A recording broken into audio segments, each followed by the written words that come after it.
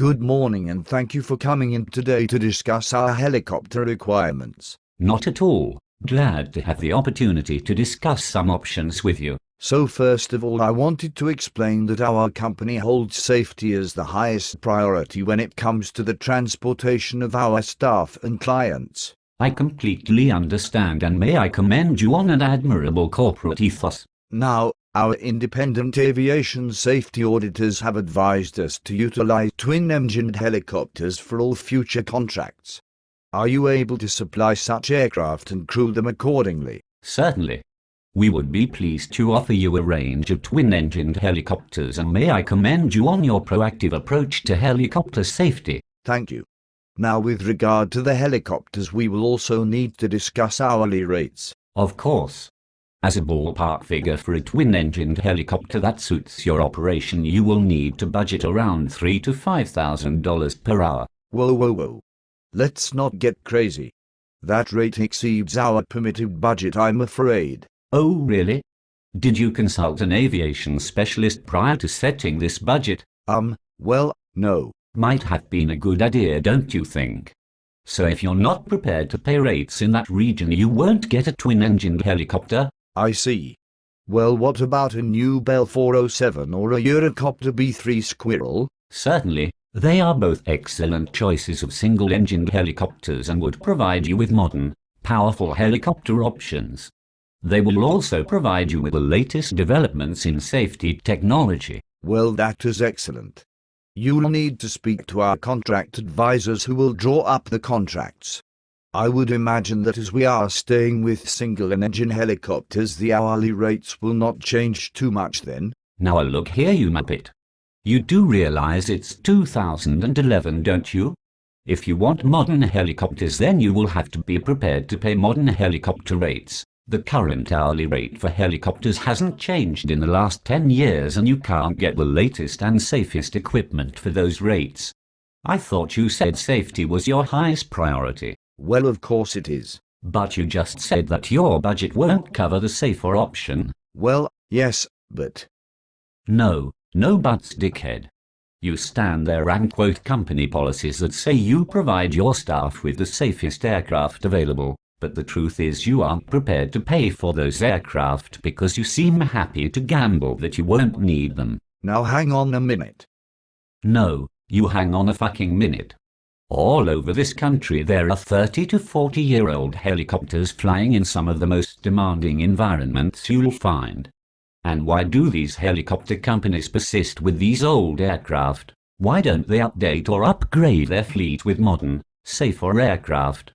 Because as much as companies like yours love to tout their commitment to safety, they don't want to pay for it. Now look here.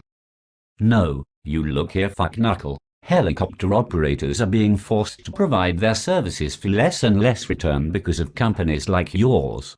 You employ contract analysts who rarely seem to know anything about the industry, and they in turn offload any accountability by outsourcing the safety auditing to companies usually consisting of auditors that haven't been directly involved with an actual aviation operation for years. The safety auditors then somehow manage to divorce themselves from the commercial considerations of operating aircraft and simply conduct a check that the service provider has all the appropriate manuals, certificates and written procedures in place. Then, regardless of how the service provider fares in the audit, the auditors will always suggest several new ways of improving safety levels, all of which costs the operator more of the money that the auditors seem to think is irrelevant. Eventually, when an avoidable accident occurs, you wash your hands of the whole affair by pointing to your contract analysts, who point to your safety auditors, who point to the manuals, certificates and written procedures and simply say, well, they complied with the safety auditing guidelines. The fact that these guidelines rarely look at the actual performance or age of the aircraft and could often be met with a life-size helicopter made of cheese is largely ignored. The direct correlation between hourly rates and safety levels is ignored as they are seen as separate issues. You'll then blame competitive market forces for driving prices down, and whilst this may be true, it is largely due to the fact that companies like yours continue to choose the cheapest option when it comes to your aviation providers. As most industries have discovered, The cheapest option is rarely the best option, and this is particularly true in aviation. Few would argue with that. But why has no one told me this before or acted on your suggestions? Because safety costs money, and you can avoid having to spend the money by simply doing a risk assessment. With the stroke of a pen, a risk assessment can show whatever you want it to show. Risk assessments are just another way of working around a problem, with the benefit that when it eventually goes tits up, you have some paperwork that covers your ass by showing you considered the risk. When did you ever see someone actually stop a job due to a risk assessment? They simply write up a risk mitigation plan and there you go, risk mitigated, and a job proceeds as it was always going to. Nothing to say, Mr. Safety First. There's no need for that attitude. I haven't finished yet, shitface. Last year, a Civil Aviation Safety Authority report singled out profitability as a considerable risk to safety. Helicopter operators and their clients are being forced to operate at a lower standard of service and safety because of the low hourly rates that those same clients are dictating to the industry. These low rates force operators to cut costs wherever possible. This cost-cutting often extends to regular pilot training and other safety initiatives because these areas are easy to cut back on with no immediate effect on the operation. But we've been paying these rates for years. Exactly, dipshit.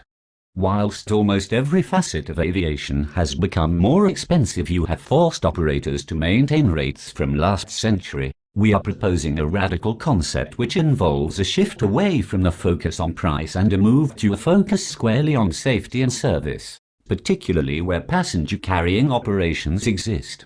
It will definitely mean an increase in hourly rates, and naturally companies like yours will balk at such a sudden increase in expenditure. Maybe if the people making the decisions had to fly in 40-year-old aircraft regularly, they would reassess their position of holding operators to these low rates.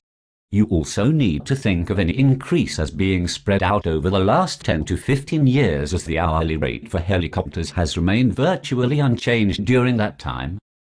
I see. So I'm sure this is all a revelation to you, and bearing in mind your supposed dedication to safety, what is your reaction to what I've said? Have you heard of a rotorway? Oh, for fuck's sake.